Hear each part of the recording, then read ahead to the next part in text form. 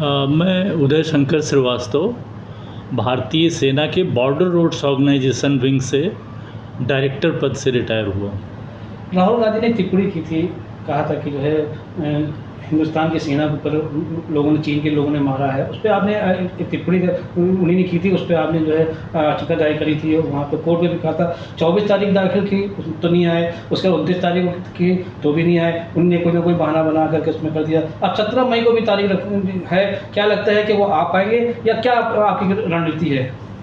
देखिए, हमारी रणनीति तो बिल्कुल स्पष्ट है कि हम जिस तरह से इन 2.5 सालों में, आपको पता है कि न्याय प्राप्त करने के लिए एक व्यक्ति को कितना संघर्ष करना पड़ता है।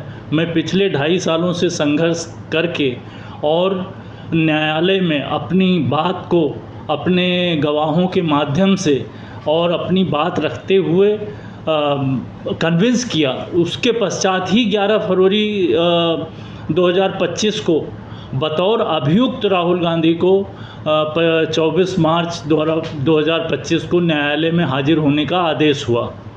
उसके बाद श्री राहुल गांधी जी ना तो 2 मार्च को अपीयर हुए, उनके केवल वकील साहब आए, अपना वकालतनामा लगाया, और अभी जब 29 तारीख को भी नहीं आए। अब तीसरा मौका उन्हें न्यायालय ने दिया है हाजिर होने का।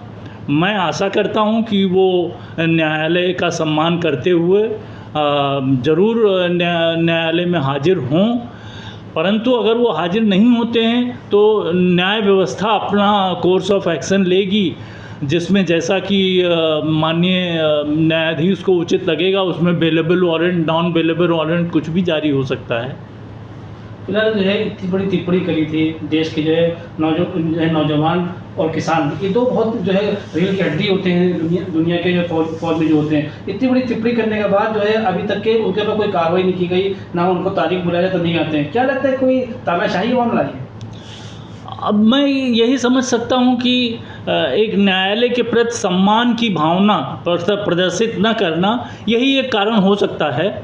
अन्यथा वो इसी एरिया में 29 तारीख को थे, जैसा कि मुझे पता चला रायबरेली में थे, कल वो यहाँ थे कानपुर में थे। तो न्यायालय के लिए 15 मिनट का समय निकाल लेना उनके लिए मुश्किल नहीं था, लेकिन मैं समझता हूँ कि ये न्यायालय के प्रति असम्मान की भावना है। इतनी बड़ी टिप्पणी करी फौजियों के ऊपर कि वो जो है वहाँ के लोगों ने मारा है।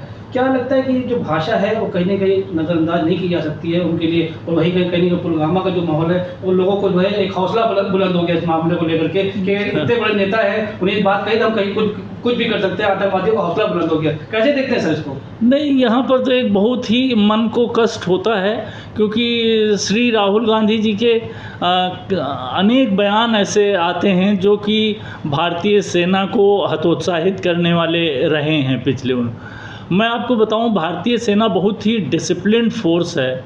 और मैं चूँकि अब रिटायर होके समाज सेवा में अपने क्षेत्र में भी काम कर रहा हूं, रिटायर्ड हूं, तो आज अगर आपने ये स्पष्ट पूछ लिया है तो मुझे ये बताने में गुरेज नहीं है कि ये जो चाइनीज़ भारतीय सैनिकों को पीट रहे हैं और वो भी हंसते हुए बोलना, ये मुझे ही नहीं, भारतीय सेना में रिटायर्ड और इवन सर्विंग अधिकारियों और जवानों को बहुत ही कष्ट पहुंचाने वाला था।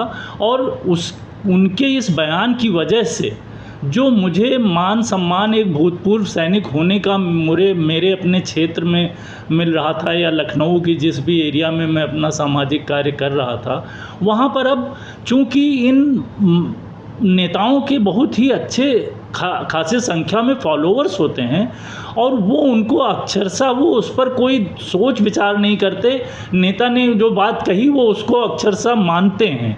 तो इसलिए इस तरह के कटाक्ष हम लोगों को सुनने को मिलते हैं कि ये देखिए चाइनीज़ सैनिकों से पिटे हुए लोग चले आ रहे। जैसा कि माना जाए राहुल गांधी एक सम्मानित पद पे हैं, साथ ही कांग्रेस के एक बड़े लीडर भी हैं, जिस तरह से उन्होंने भाषा का प्रयोग किया है, इसके बारे में मैं यही कहता हूँ बहुत ही दुखद है। और किसी भी यहाँ तक कि मैं इस मामले में तो कहीं भी ये 9 दिसंबर 2022 को ये घटना हुई, एक झड़प हुई थी। उसके पश्चात भारतीय सेना का आधिकारिक बयान आया, उसके पश्चात संसद में माननीय रक्षा मंत्री ने बयान दिया, और कहीं पर भी कोई प्रमाण, कोई तथ्य ऐसे नहीं है कि जहां पर यह प्रदर्शित हो रहा हो कि चाइनीज़ ने भारतीय सैनिकों को पीटा।